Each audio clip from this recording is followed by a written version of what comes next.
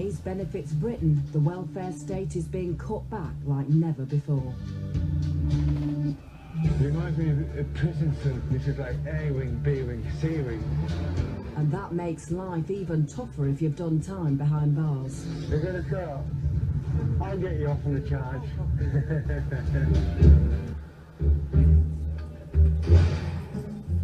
In Benefits Britain, it's reckoned around 1 in 5 people on out-of-work benefits have done a stretch in prison.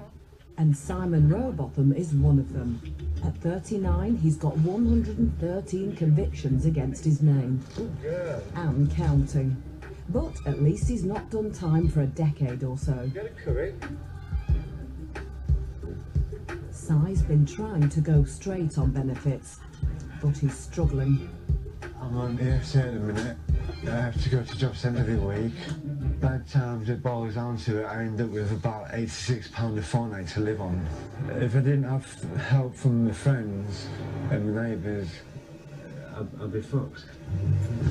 On top of the cash, Si also gets a 1-bed benefits flat in Nuneaton near Coventry. And having spent years behind bars, he's used to a pad that's a little on the small side. This is just a basic bed sit. This is the kitchen. I have 3 different microwaves because I can't put a cooker there, so where do I put a cooker in here? It's a stupid layout, really.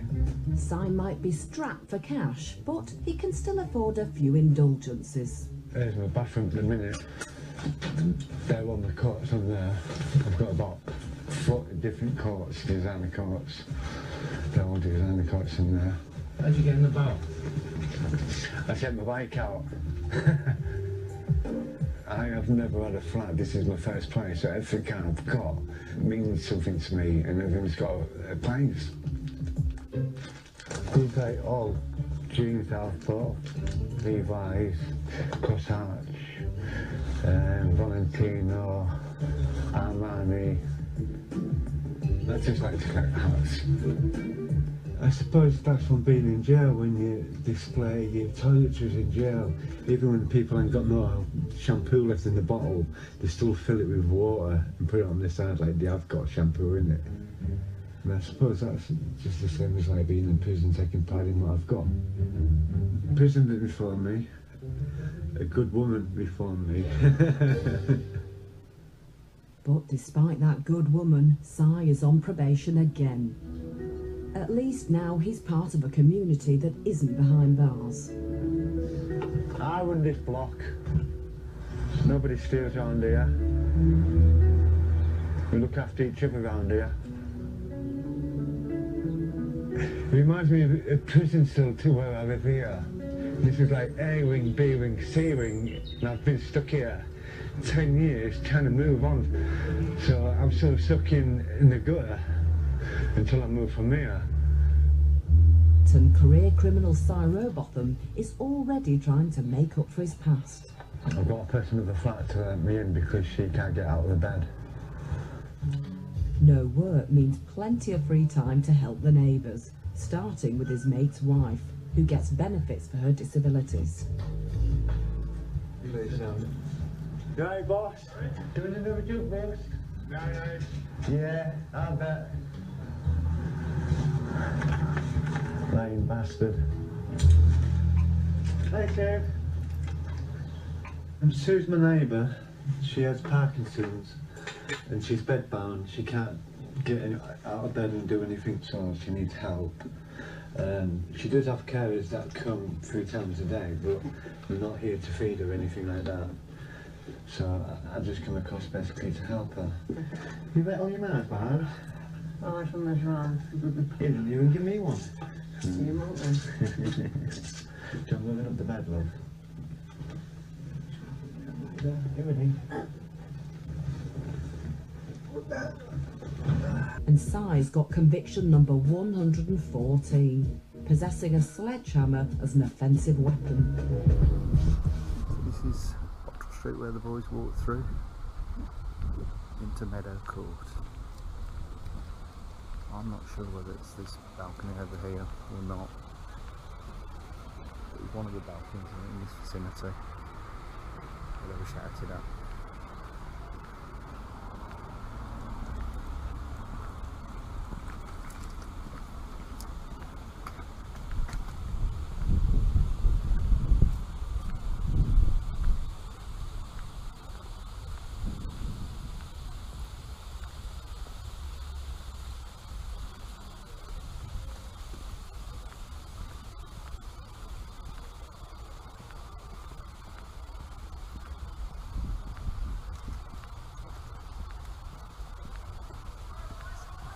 they would have walked down here, I believe.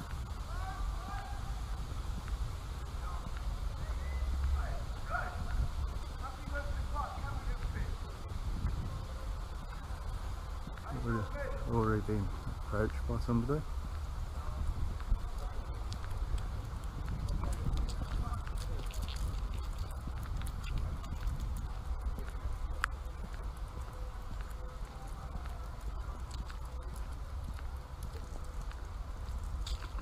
That's Rose Bottom's place.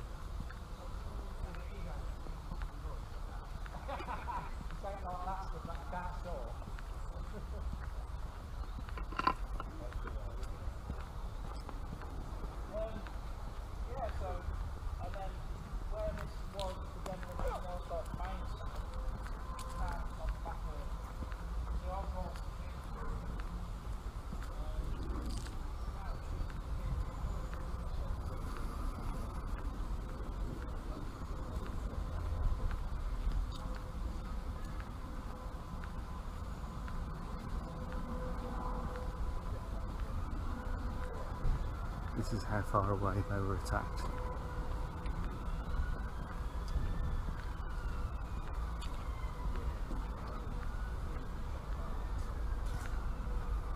Pretty much this is where Adam was attacked.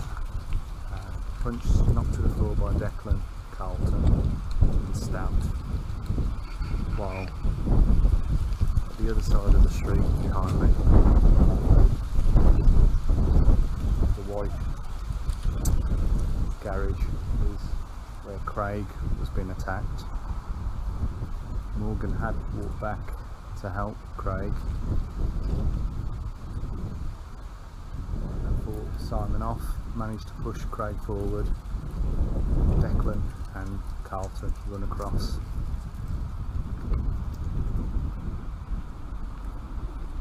To attack Morgan around about here. This is where the fight ensued a little bit off camera, but then as they walk to this point here, this is where it was all caught on camera.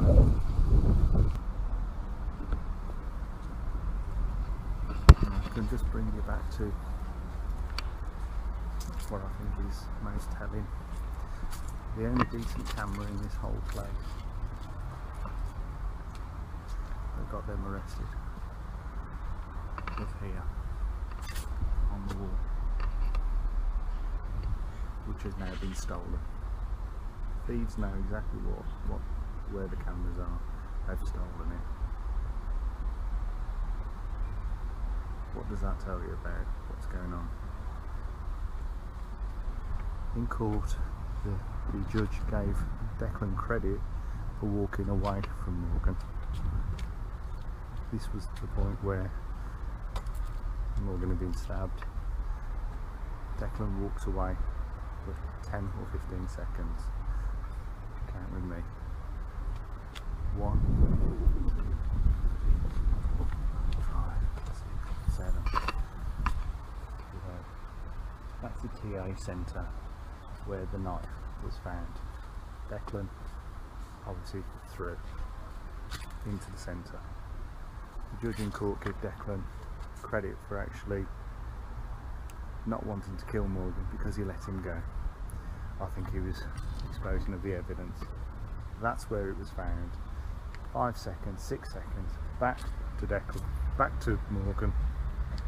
But Rothbottom had encouraged him to leave, as there was a car which had pulled alongside by this time, which was the man who stole Morgan's phone, were watching. there was no reason. They would have carried on, I believe. They were self-preservation. Let's have a look at the other cameras. There is nothing around here. NHS, and that is the council on a rotating sensor timer, which actually got the usual thing where can anybody identify these people because it's so god awful. The camera I'm using today cost £400. You can see in HD quality the imagery from that camera.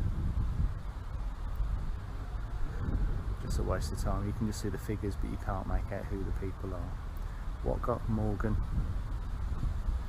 a sort of justice is that private CCTV camera, which is no longer there, stolen, as the boys were on the way down to the crew, which is just behind me now. So there we have it.